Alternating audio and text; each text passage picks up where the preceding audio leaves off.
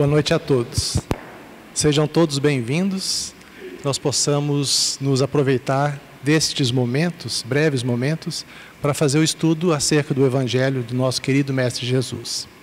Então vamos iniciar. Mais próximo? Tá bom. O som está saindo bem aí no fundo? Tá bom? Então tá. Então vamos, pessoal. Do livro Vinha de Luz, autor espiritual Emmanuel, psicografia do Chico Xavier. O tema é Em Combate.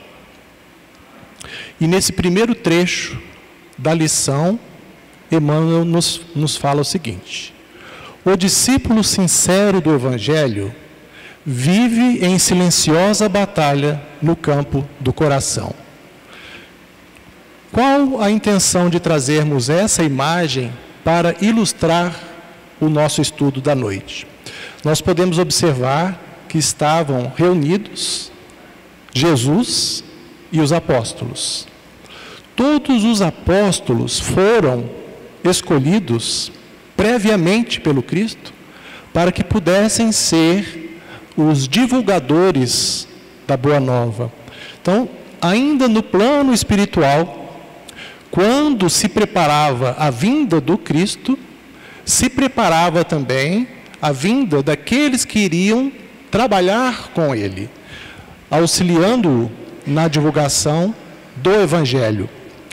Quando nós falamos, então, do discípulo sincero do Evangelho, todos nós somos esse discípulo.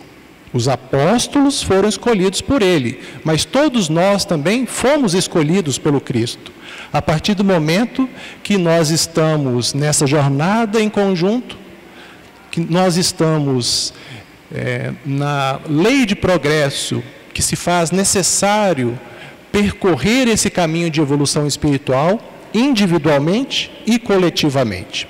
Todos nós estamos aqui, estamos também com os nossos internautas, que momentaneamente, porventura, irão também assistir ao estudo deste tema tão importante, que fala sobre o bom combate, o combate que nós deveremos empreender contra nós mesmos, contra as nossas imperfeições, as nossas mazelas, e fazer então esse trabalho de reparação do passado e redenção espiritual, nos tornando esses discípulos que, com a boa vontade, com a determinação, fazem esse movimento de reparação e de redenção espiritual. Essa batalha que ela se dá no campo íntimo de cada um de nós, a partir do momento que nos despertamos para essa necessidade da busca das coisas de Deus, que nós despertamos para podermos buscar aquilo que realmente traz a felicidade duradoura, a que o Cristo se refere. O verdadeiro tesouro está em nós, está em nossos corações, pelos sentimentos, pelo burilamento que nós podemos fazer das emoções e do amor que nós temos pelos outros e por nós mesmos. O amor que nós devemos ter para poder dar. Então, no campo do coração é onde nós vamos encontrar o combate mais importante a ser empreendido. E é justamente isso que nós precisamos estarmos com esse despertamento para as coisas espirituais. O combate não deve ser para acumular, vencer na vida, buscar apenas a subsistência. As coisas, esse movimento de evolução tem que ser paralelo, buscando as coisas de Deus e as coisas da terra, as coisas do mundo. Então, por isso que a gente colocou essa imagem, ilustrando bem a necessidade da gente ser a luz que vai contribuir, vai clarear as sombras. Se nós observarmos, a gente vê que eles estão reunidos provavelmente em casa de Simão Pedro, e que estão ali à luz de lamparinas, né, ou à luz de alguma luz fraca, que projetava sombras, que ao redor do Cristo uma luz intensa brilhava. Mas os apóstolos estavam meio que, sendo iluminados pela luz do Cristo e bebendo nessa fonte fecunda e eterna, que fala sobre a lei de amor.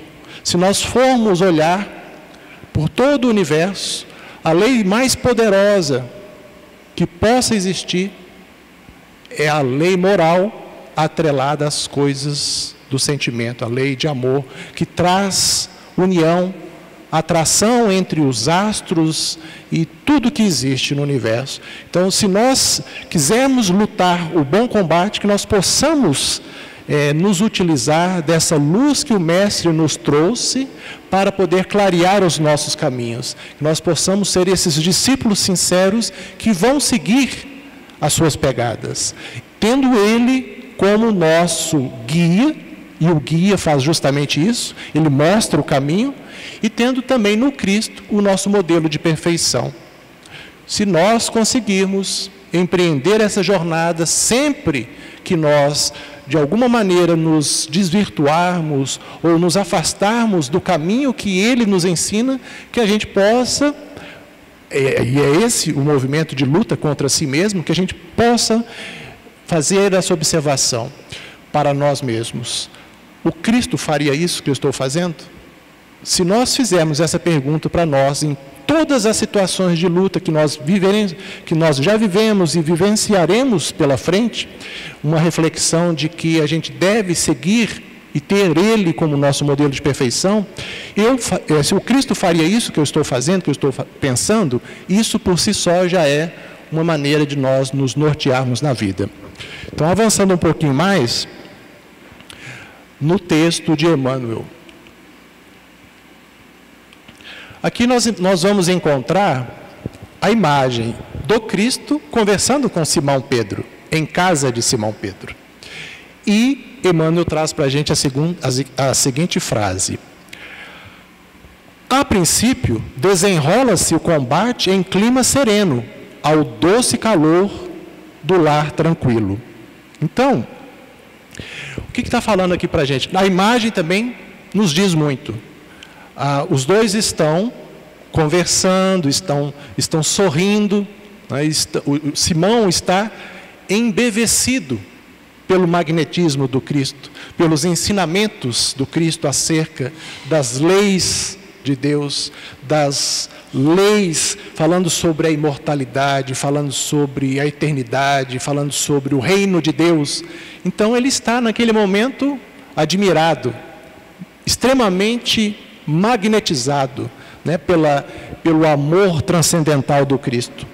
E nos fala que a princípio, esse clima de combate, ele vai oferecer situações na vida em que nós vamos estar de maneira mais serena, outras vezes de maneiras mais difíceis, porque as vicissitudes, as alternâncias, as dificuldades da vida, elas se mostram a todo momento. Nós todos estamos reencarnados com um objetivo principal. A reencarnação por si é um meio, mas o objetivo principal é a redenção, é a evolução espiritual, para algum dia no futuro chegarmos a sermos espíritos superiores. O Cristo mesmo nos ensina isso a todo momento, que nós poderemos fazer tudo o que Ele faz e muito mais. Ele nos mostra o caminho. Então, ao doce calor do lar tranquilo, porque pelas dificuldades, pelos problemas, muitas vezes de relacionamento que vamos nos deparar, às vezes no ambiente de trabalho, em sociedade, em qualquer lugar que estejamos, nós vamos encontrar no lar o doce lar, o doce, assim, aquele recanto em que a gente pode recobrar as energias quando temos um lar harmonioso, porque o cadinho purificador, que é a nossa casa, ela é também o reencontro de afetos e desafetos. Então, muitos de nós podemos estar passando por dificuldades nos relacionamentos com os nossos queridos parentes consanguíneos, então ali também vamos nos encontrar dentro do lar com algumas dificuldades. Mas, via de regra, é ali que a gente recobra as energias para poder, né, continuar esse bom combate. Então, se a gente almeja a paz, a gente almeja a perfeição, a que o Cristo nos mostra ser possível pelo esforço pessoal, a gente tem que, então, entender que esse estado de felicidade, de serenidade que os dois se encontram ali no momento, é uma conquista, é uma autorrealização, é um esforço pessoal de muitas vezes perdoar, de alguma maneira você conseguir entender que nós estamos aqui não para ser servidos, mas para servir. Esse é o objetivo. O dia que nós compreendermos que o principal motivo da nossa existência, da nossa convivência e da nossa atuação na seara do Cristo é o de servir, nós teremos uma visão diferenciada sobre a vida e qual é o sentido de estarmos aqui. Os espíritos superiores, o Cristo é um espírito puro. Nós somos espíritos que estamos a caminho de nos tornarmos superiores. Mas aqueles que já atingiram um grau de perfeição relativa e que já se tornaram espíritos superiores, compreendem que esse é o combate que traz felicidade. Quando você trabalha pelo outro, você trabalha. Nós todos trabalhamos por nós mesmos, para o nosso enriquecimento pessoal, individual. Mas nós também trabalhamos na seara do Cristo, nós trabalhamos pelo outro, porque é realmente a caridade a filha predileta da lei do amor. Então, se nós despertarmos para essa necessidade de buscarmos a felicidade em prol de uma atuação no trabalho do bem, nós pouco a pouco iremos encontrar esse estado de autorrealização. Então a gente avalia tudo aquilo que nós já adquirimos, avaliamos o lar como esse cadinho purificador, de reunião de espíritos que têm convivências anteriores e que precisam agora continuar se ajudando mutuamente. Então, por si só, essa compreensão de que nada acontece por acaso, que nós somos reunidos novamente para reparação e para trabalho em conjunto, por si só, esse estado de conscientização já é um avanço. Então, é isso que nós pretendemos fazer, que nós deveremos estabelecer como metas, buscar esse combate e, no lar, encontrando os momentos em que a gente pode ter o descanso necessário para as reflexões das nossas vidas. Então, aqui, nessa outra imagem, a gente pode observar o Cristo com algumas criancinhas e recebendo ali também, provavelmente, poderia ser até o pai daquelas crianças ou o avô. São muitas reflexões que a gente pode fazer dessa imagem. Mas aqui, a frase de Emmanuel nos fala o seguinte: as árvores das afeições domésticas amenizam as experiências mais fortes. E as árvores, a fortaleza das árvores, muitas vezes, está nas raízes, né? Então, as ramificações das árvores que por debaixo do solo se encontram e fazem trocas, né? Hoje a ciência já estuda muito bem isso, através dos fungos que fazem essas conexões, e uma árvore mãe ali na floresta, ela se conecta com todas as outras árvores e elas se nutrem, compartilham, e uma supre a deficiência da outra. Nós somos essas árvores, nós somos aqueles seres que estamos juntos, e quando nós pegamos as árvores isoladamente e vem um vendaval, muitas delas se dobram e se quebram, mas as árvores que povoam uma floresta tão relativamente comparando conosco, e que somos também essa sociedade que povoa a humanidade terrestre, quando nós nos unimos, nos fortalecemos. E o vendaval e as dificuldades da vida, elas surgem, e nós nos amparamos para que a gente não possa dobrar e quebrar, né? Então, a imagem do Cristo, junto com aquelas pessoas, passando alegria, serenidade, passando o seu Evangelho, mostrando para os pais, os avós, as crianças, a necessidade da comunhão dentro do lar, né? Então, a gente pode observar também que esse esforço que nós todos temos que ter para ter um lar bem-aventurado, um lar onde predomina a felicidade, predomina esse estado d'alma em que nós todos estamos buscando sermos bons, trabalharmos pela ética, pela moral, pela melhoria da sociedade, da humanidade como um todo, a gente então vai encontrando sentido na vida. Muitos de nós, filosoficamente, podemos nos perguntar, a própria doutrina é uma doutrina, é uma filosofia espiritualista. Então nós podemos nos perguntar, qual que é o sentido de estarmos aqui? De onde viemos? Qual é o meu futuro? Aqueles que já amadureceram para fazer essas reflexões, vão buscar intimamente entender os sentidos das nossas existências. E nós sabemos que uma das coisas que nos traz sentido é esse esforço pessoal e em conjunto de buscarmos a libertação. Não é o salvacionismo. O Cristo não veio salvar, ele veio ensinar o caminho. Agora, a libertação, o processo íntimo de construção de um ser melhor, cabe a nós.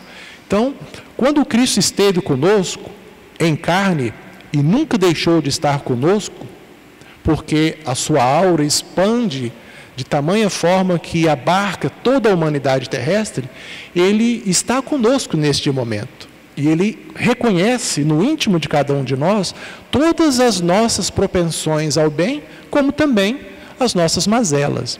Então é sempre interessante fazer essa reflexão, porque o Cristo sabe de tudo que se passa comigo.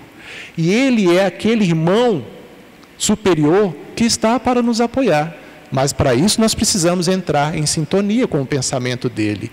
Nos sentir sendo abarcados por esse volume imenso da aura do Cristo, que consegue preencher e consegue penetrar em todos nós.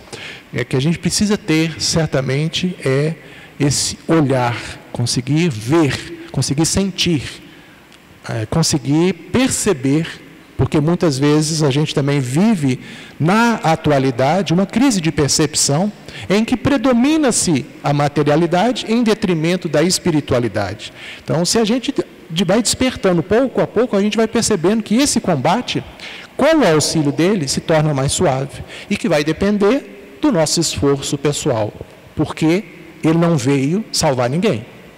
Ele veio nos mostrar o caminho e nos disse: batei a porta, e a porta abrir-se-vos-á. Ele quis dizer com isso, batei, no infinitivo, bater, que significa ação. Então, não seria ingenuidade acharmos que, se nós, de uma maneira ritualística, uma vez por semana,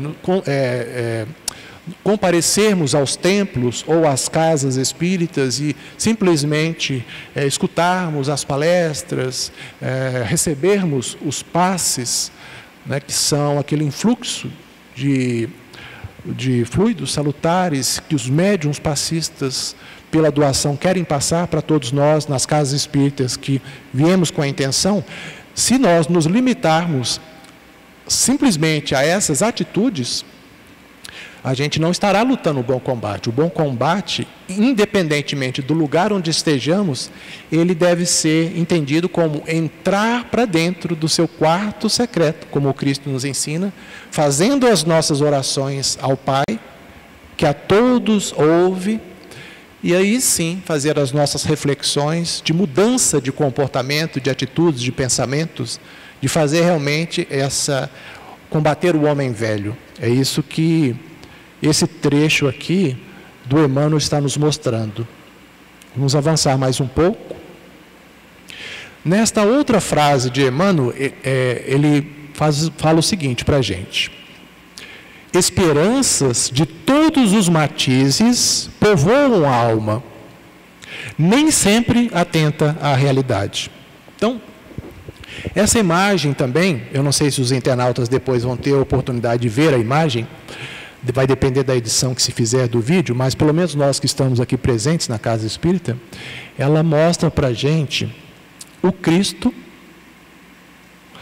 fazendo um movimento em que aquela pessoa, sabedora da presença do mestre, dos mestres, ele vai buscar junto ao Cristo algum benefício pessoal, uma cura, poderia-se dizer. Então, nessa imagem, a gente percebe que o Cristo, ele veio, e em muitos momentos, ele promoveu um trabalho de divulgação do Evangelho em que era necessário que ele fizesse, não a cura por si só, porque somos nós que fazemos um movimento de autocura. O Cristo, através dos fluidos salutares que ele doava com magnetismo, com ascensão moral, né, de um mestre, de um espírito puro, ele tinha todas as condições de doar esses fluidos salutares e que esse processo da cura se manifestasse, se desse com a participação daqueles que o buscavam, com fé. Por isso que fala, esperança de todos os matizes. Não foram todos que se mostraram para o Cristo, que se apresentaram e solicitaram, foram, né, beneficiados pela cura. Muitos o foram. Nós temos casos de leprosos, temos casos de cegos, coxos, pessoas com, na época dizia-se, endemoniadas, né? Hoje a gente sabe que é um processo obsessivo, bastante intenso, chegando ao nível de obsessão da fascinação. Então, muitos foram beneficiados pelo Cristo, mas muitos não voltaram para agradecer. Depois de terem recebido o benefício, com toda a esperança que tinham, de irem ao encontro do Mestre, foram, receberam e não voltaram para agradecer. Temos o exemplo dos 10 leprosos que foram curados pelo Cristo. Apenas um voltou para agradecer. E o Cristo pergunta, onde estão os outros 9? Os outros 9, a partir do momento que receberam esse benefício, né, do Cristo, voltaram depois para a sua vida de desregramento, uma vida de destempero, poderíamos dizer assim. E muitos deles voltaram a adoecer. Tanto que quando Cristo foi levado ao Calvário, nenhum dos beneficiados, provavelmente eu estava entre os leprosos ou entre os cegos, mas nenhum de nós voltou ou foi ter com Cristo naquele momento supremo. Então, isso mostra para a gente também o grau de despertamento que a gente tem que estar atento à realidade. É o que a frase de Emmanuel nos fala. Qual que é a nossa realidade? A nossa realidade espiritual. A nossa realidade de que o corpo adoece porque a enfermidade existe na alma. Então, se nós continuarmos em desregramento, seja qual das nossas mazelas, qual das nossas viciações, mas se nós não nos propormos a lutar esse bom combate para transformar aquilo que é considerado como viciação em virtude, nós continuaremos adoecendo, como o exemplo aqui do cego. Então, é uma questão que hoje também a ciência da atualidade já percebe. Tanto é que muitas das universidades mundo afora já estudam ciência, saúde e espiritualidade. A partir do momento que nós fizermos, que a ciência corrobora e que os ensinamentos filosóficos, né, religiosos, de todas as religiões vêm nos mostrar a importância de se fazer o bem, a gente já percebe que tem um reflexo direto nos nossos corpos. Então, se nós não quisermos adoecer, nós precisamos combater a enfermidade em nós mesmos. A enfermidade que se encontra na alma. Então, avançando mais um pouquinho.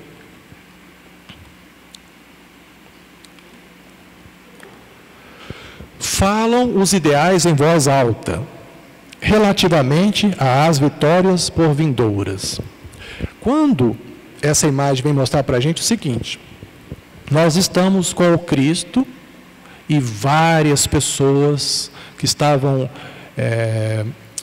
vamos dizer assim, se nutrindo, bebendo na fonte daquela luz que irradiava do Mestre, elas então levantam as mãos aos céus em agradecimento por ter essa oportunidade de ter acesso àqueles conhecimentos, aquela beleza, porque imaginemos-nos 2000 anos atrás, onde predominava ainda a selvageria, predominava ainda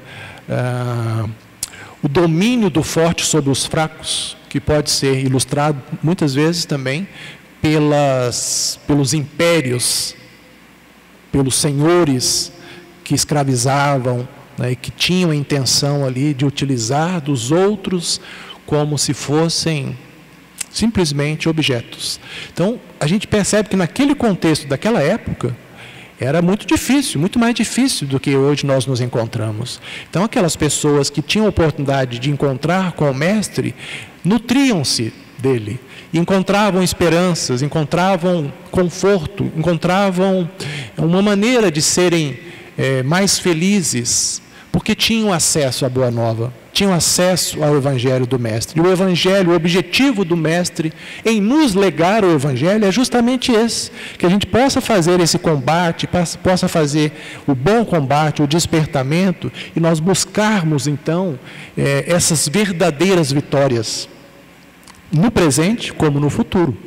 Se nós quisermos sermos mais felizes amanhã, no presente nós precisamos então fazer esse movimento em voz alta, além de agradecer as bênçãos que recebemos, também solicitar oportunidades de aprimoramento. E quando nós pedimos, nós recebemos. A espiritualidade amiga e superior nos ensina que tudo aquilo, o próprio Cristo também, tudo aquilo que pedides, vos será acrescentado. Mas cuidado com aquilo que estivermos pedindo.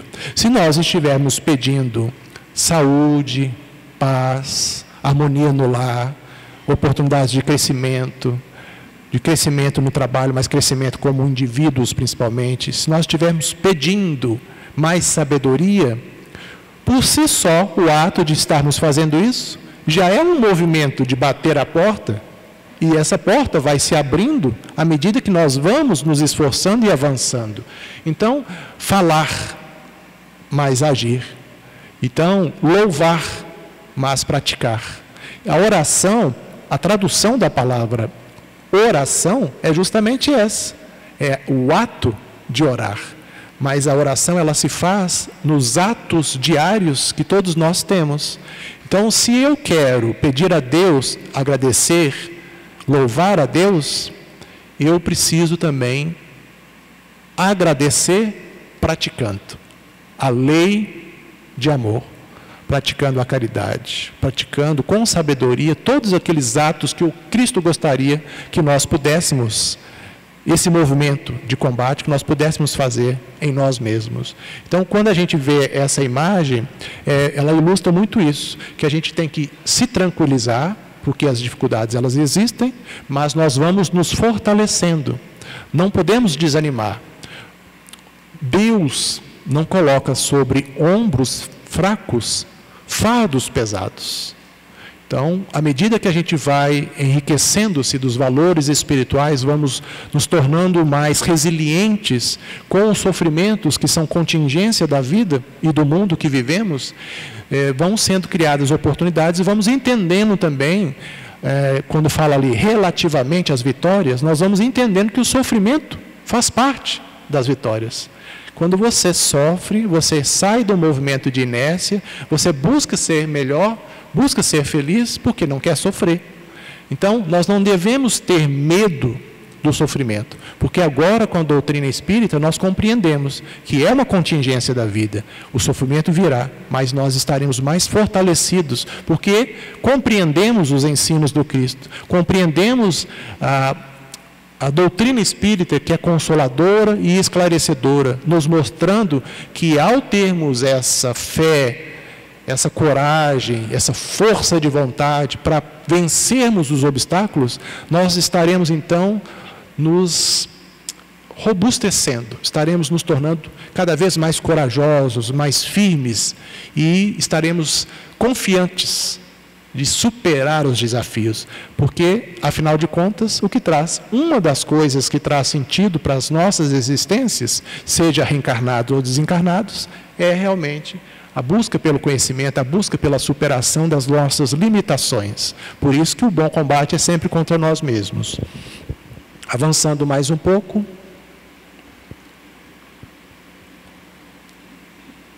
Aqui nós temos o exemplo, o Cristo conversando com o jovem rico.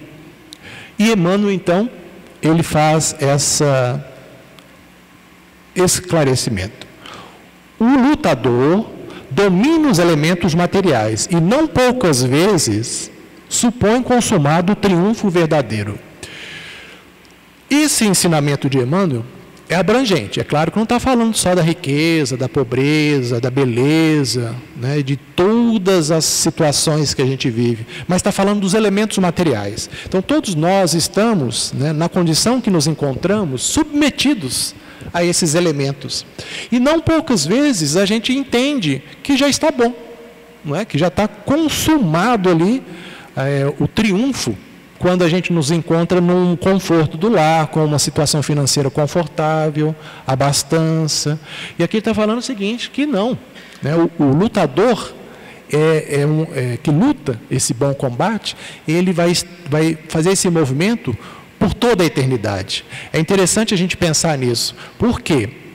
Porque André Luiz, no livro Evolução em Dois Mundos, nos ensina que daquelas primeiras bactérias do planeta Terra, em que se manifestava a vida primordial, até chegarmos ao estado ali dos primatas, essa eclosão da vida que surge no planeta, levou 1,5 bilhão de anos. Então, estima-se que um espírito, para atingir a condição, né, desde lá do princípio inteligente até atingir a condição angelical, que é uma condição de bem-aventurança, que o espírito atinge o grau de pureza, né, o Cristo nos ensina isso. Ele fala das bem-aventuranças, bem-aventurados os pacíficos, os mansos, os pobres de espírito. O Sermão da Montanha, que ele fala das bem-aventuranças, está falando assim, aqueles que atingirem essas bem-aventuranças se tornarão, então, como eu e o Pai somos um só. O Cristo nos ensina isso. Quer dizer, ele atingiu um estado de pureza, de compreensão, de percepção, que vai muito além dessa compreensão que a gente tem do mundo em que vivemos, do mundo íntimo e do mundo do reino de Deus. Então, um espírito que atinge um grau de pureza pode levar... então, a gente falou de 1,5 bilhão de ano até atingir uma condição de um primata, de um animal. Para atingir uma condição angelical, coloquemos 15 bilhões de anos, talvez, 20 bilhões, não saberia dizer, mas fazendo apenas conjecturas. Então, quando se atinge um grau de pureza de um espírito dessa envergadura, ainda tem-se toda a eternidade pela frente. Está vendo a diferença de imortalidade e eternidade? Imortais somos todos nós, porque tivemos um momento de criação em que Deus nos deu a vida e teremos toda a eternidade pela frente. Mas se nós diminuirmos a eternidade menos o tempo que levamos para nos tornarmos espíritos puros, isso resulta em quê? Resulta na própria condição de não se ter fim, né? Da questão que a gente poderia fazer uma analogia até com o que é infinito. O universo observável, que a ciência humana já conseguiu catalogar, de 3 trilhões de galáxias, ainda é um limite, é onde nós conseguimos chegar. Mas a questão do universo infinito é porque não tem fim. Não tem fim as coisas materiais, não tem fim também as coisas espirituais. Então, pela eternidade afora, nós iremos sempre buscar esse triunfo verdadeiro. Então, quando fala aqui para a gente que a consciência de nós estarmos nesse estágio, cada um de nós, né? Quando fala do jovem rico, o jovem rico ele queria acompanhar o mestre, mas só que ele não queria se despojar de nada que lhe pertencia, né? Então, tem que ter algo a mais, mas também tem que saber doar, né? Então, o intento daquele jovem era isso, era compartilhar de todos aqueles ensinamentos que o mestre dos mestres estava passando para aquelas pessoas, e ele então se reconheceu, mas ele não entendeu o verdadeiro sentido. E como Jesus conhece o nosso íntimo, igual a gente falou há pouco, né, que ele consegue permear todos nós pela sua grandeza, ele também conhecia o íntimo do jovem rico. E sabia que se ele fizesse essa proposta de se despojar de tudo e venha, seja meu discípulo, ele sabia que o jovem ainda não estava preparado. Então, as facilidades da vida, esse combate, né, de nós buscarmos as coisas materiais, buscarmos com sofreguidão, buscarmos com desejo, um desejo que se amplia cada vez mais para encontrar satisfação na posse do que é passageiro. E o Cristo estava ensinando para o jovem que seremos felizes quando nos despojarmos do que é efêmero, só pelo despertamento de buscarmos as coisas de Deus, de buscarmos os valores que serão eternos conosco mesmo. Então, como o jovem rico, muitos de nós também ainda não teve esse despreendimento, de a gente perceber que a gente tem que fazer esse movimento realmente não de acumular coisas que o ladrão rouba, que a ferrugem, né, e que a traça corrói. O que o Cristo mostra é que o verdadeiro tesouro é aquilo que a gente tem dentro dos nossos corações. E que o acúmulo, o triunfo tem que ser nessa aquisição das coisas que são imperecíveis. Continuando então, avançando um pouco mais. Neste outro trecho do livro, Emmanuel nos fala o seguinte: o trabalho, entretanto, continua. A vitória do espírito exige esforço integral do combatente. Então, por mais que a gente esteja numa condição, tenha chegado a uma condição, hoje eu estou compreendendo melhor a minha realidade, estou me esforçando para ser um bom cristão, mas esse trabalho ele é ininterrupto. E nessa imagem nós vamos encontrar a parábola do bom samaritano. Essa parábola foi porque o sacerdote se aproximou de Jesus e querendo testá-lo, pergunta: mestre, quem é o meu próximo? Jesus, se usando dessa analogia, ele fala que, saindo de Jerusalém para Jericó, vai encontrar o samaritano, né, socorrendo uma pessoa que estava ali, desfalecida, que havia sido roubada, açoitada e quase morrendo, né, pelo que os assaltantes fizeram com ela.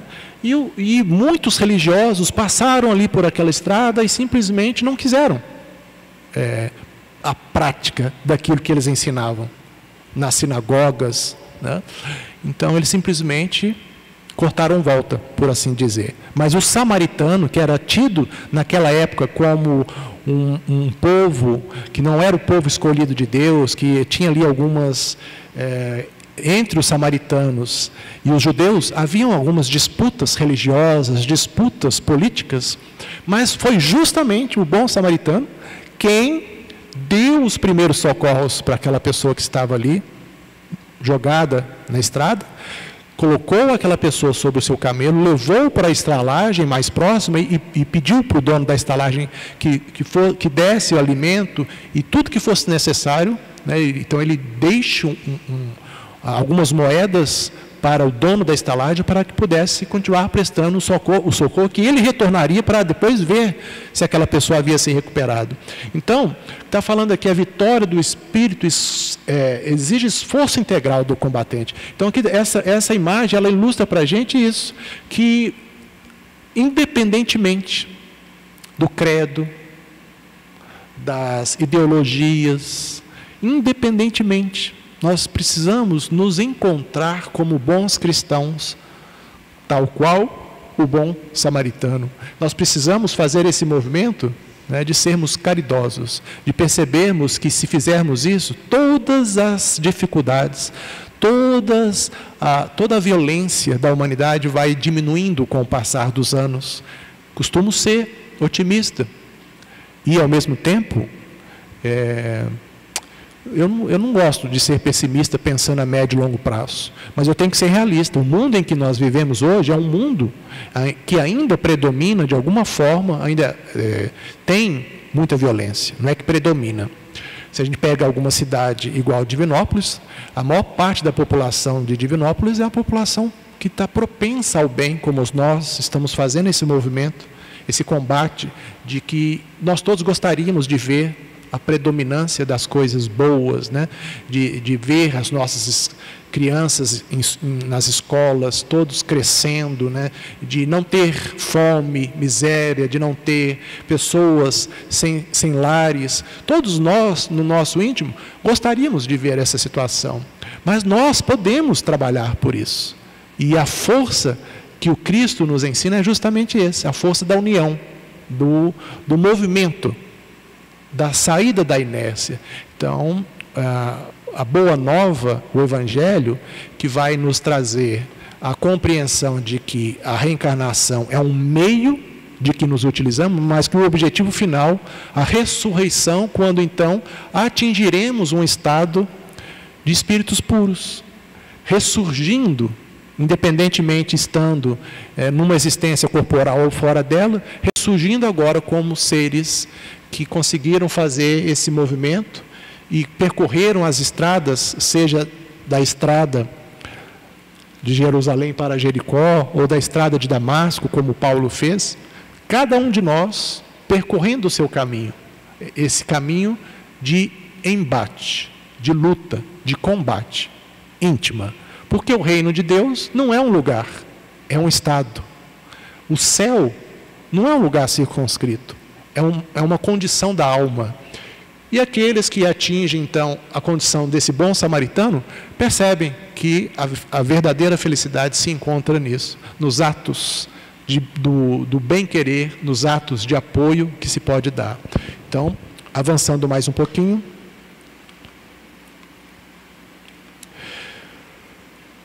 Nesse slide, a gente observa aqui o ensinamento de Emmanuel. E mais tarde, o lidador cristão é convidado a testemunhos mais ásperos, compelido à batalha solitária. Individualmente, ninguém pode fazer que o outro faça esse movimento de despertamento, a não ser nós mesmos. Então, por isso que fala que a batalha solitária, de fato é. Por isso que o Cristo nos ensina, a cada um a sua cruz. Cada um de nós, enquanto esses espíritos imortais que tiveram uma trajetória, nós temos então que fazer esse movimento de redenção, como somos herdeiros do nosso passado, das nossas ações, fazer esse movimento agora de uma batalha solitária, nos apoiando mutuamente, mas de redenção, de busca pela reparação, de busca como Cristo nos ensina, o amor cobre uma multidão de pecados.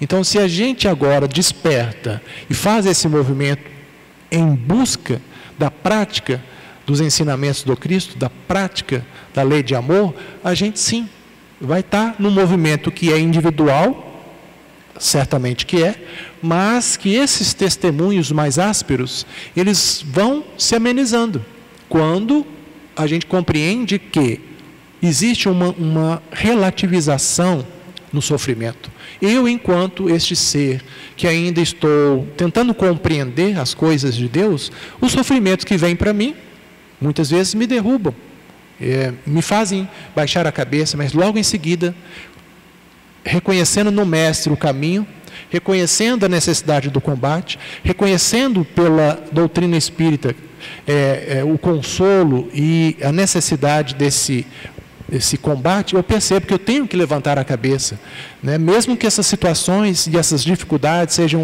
sejam vivências ásperas que nós temos na vida. Então, esses testemunhos que nós temos que dar é justamente pela condição também de proporcionalidade. A partir do momento que estamos tendo acesso a esses ensinamentos, aqui nós temos o Evangelho segundo o Espiritismo, né? Nós temos o legado do Cristo, do Evangelho, temos a doutrina espírita como uma revivescência dos seus ensinamentos. Então, se eu tenho todos esses benefícios, todo esse tesouro ao meu alcance, todos os ensinamentos do Cristo com esclarecimento cada vez mais ampliados, eu também tenho a responsabilidade. Por isso que a gente fala da proporcionalidade. Quanto mais vamos tendo acesso a conhecimentos que são consoladores, maior vai sendo a nossa responsabilidade por não mais errarmos e por trabalharmos nas obras do Cristo, trabalharmos na seara dele e trabalharmos no bem. Então, o que está falando aqui para a gente é isso, que a gente precisa dar o testemunho, dar a contrapartida, fazer as nossas reflexões, né? Porque não podemos esperar como aquele jovem rico só obter, nós temos também que dar, né? Avançando mais um pouquinho.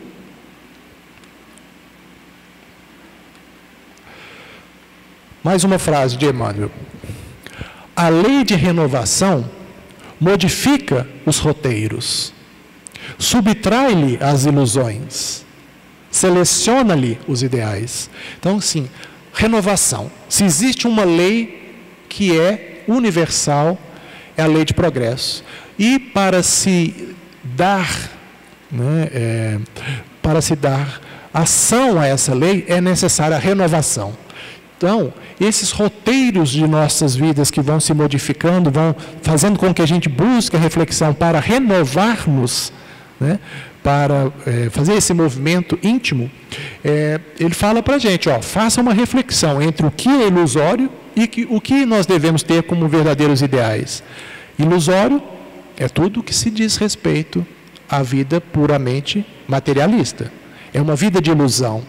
Eu só serei feliz se eu viajar, eu só serei feliz se eu trocar de carro, eu só serei feliz se eu aproveitar a Black Friday desse final de ano e comprar um aparelho novo, um dispositivo novo, eletrônico.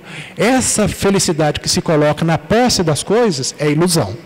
E o que é, né, o roteiro de vida que pode nos fazer sermos esses bons combatentes? Porque quando você vai ver na imagem Tomé tocando as chagas do Cristo, né, e se maravilhando com aquelas possibilidades, e nós também podemos ser um pouco como Tomés. A gente não deve aceitar tudo o que nos dizem. Nós devemos passar pelo crivo da razão, devemos analisar, devemos de alguma maneira buscar entendimento e comprovações. O Cristo ensinou, ele demonstrou algumas dúvidas, não estava compreendendo o que seria, né, a continuidade após a morte do corpo físico. Então, esse Tomé, no sentido de não aceitar tudo que nos é falado, é interessante. Agora, negar, né, ou mesmo não acreditar nos ensinamentos do Cristo, realmente é um pouco atrelado à imaturidade espiritual de Tomé àquela época. Então, a gente percebe que a gente deve fazer esse movimento de esclarecimento e de busca para sermos esses seres em constante renovação. Então, se a gente puder fazer essa reflexão, que o nosso futuro ele vai estar em situações melhores quando a gente fizer esse movimento de despertamento, para o que deve realmente ser considerado como enriquecedor para nós mesmos. Vamos para o nosso último slide da apresentação do estudo do tema Em Combate, e eu gostaria de terminar com uma imagem que mostra um patrício, um cidadão romano, na verdade um soldado, né, que estava numa crise de reflexão à época, porque ele já não aguentava ver mortes. Diariamente, como soldado e chefe de uma guarnição, ele tinha que repreender os zelotes, ele tinha que entrar em batalha, em combate, mas ele já estava cansado. Então você vê que o despertamento das coisas espirituais ele vai se fazendo pouco a pouco em cada um de nós. No caso dele, ele queria constituir família, ele queria se transferir para Roma, porque ele estava aqui na Judéia, ele queria ser rico, Então, para ele, sentido de felicidade era isso. Mas ele já não queria mais morte, já não aguentava mais morte. Então, aqui a gente vê que esse despertamento, nós também estamos passando por ele. Já não queremos mais algumas coisas, mas a gente ainda não consegue. E a gente faz esse movimento de reincidência nos próprios erros do passado. Então, aqui está falando assim, ó, a morte devasta-lhe o círculo íntimo, submete-o ao insulamento, impele-o à meditação. Então, a morte, para todos nós também, ela é uma condição de nivelamento. Aqueles que estão vivendo hoje naquela condição de ilusão, de usufruir de tudo que nós dispomos de benefícios materiais, nós somos apenas usufrutuários. Esses bens vêm e vão e passam. Conosco não levaremos nada do que é material, somente do que é aquisição espiritual. Então está falando assim, a meditação que a gente deve fazer nesse sentido do combate, como ele também estava fazendo, é o que eu devo procurar melhorar diariamente. Já não aguento mais isso que eu faço. O que eu posso fazer? O bom combate. Esforço pessoal diariamente, determinação, vontade, que a gente vai pouco a pouco vencendo essa luta contra nós mesmos, né? Então, que a gente possa fazer no círculo íntimo, quer dizer, nas nossas reflexões, esse estabelecimento de metas, de objetivos mais elevados, concomitantemente com as coisas da vida, que são necessárias para a subsistência nossa e da nossa família, mas que a gente possa trazer de maneira paralela esse movimento de ascensão também, essa reflexão, essa meditação, porque senão qual é o sentido da vida? Passar pela vida buscando apenas ter uma tranquilidade financeira, quando então o tesouro, a gente vai envelhecer, vai se aproximar a morte realmente traz todos, para os ricos e os pobres, esse pensamento, essa reflexão. Nossa, está chegando o meu momento, já estou envelhecido. A gente não sabe quando está chegando o momento, mas quando a gente vai se tornando idoso, lá pelos 80, 90 anos, todos idosos começam a refletir sobre isso mesmo, sobre a morte, né? Então, essa reflexão ela tem que ser feita por nós enquanto estamos mais novos. Porque se nós despertarmos para a necessidade de sermos melhores somente depois de termos envelhecido, chegado lá pelos 90 anos, já vai ter passado o tempo. Então, o despertamento tem que ser o quanto antes, para a gente aproveitar. Então, a gente vai se encontrar na pátria espiritual novamente, bem ou mal, de acordo com o que nós fizermos esse combate durante a nossa existência atual. Então, que a gente possa fazer esse movimento de despertamento o quanto antes e procurar sermos cada vez melhores. Então, nós agradecemos a oportunidade de estarmos aqui reunidos mais uma vez, em nome do Cristo, em nome de Deus também, né, agradecer por termos a oportunidade de ter acesso aos ensinamentos da doutrina espírita e de podermos estudar e fazer uma reflexão sobre o Evangelho de Jesus. Nós agradecemos a todos.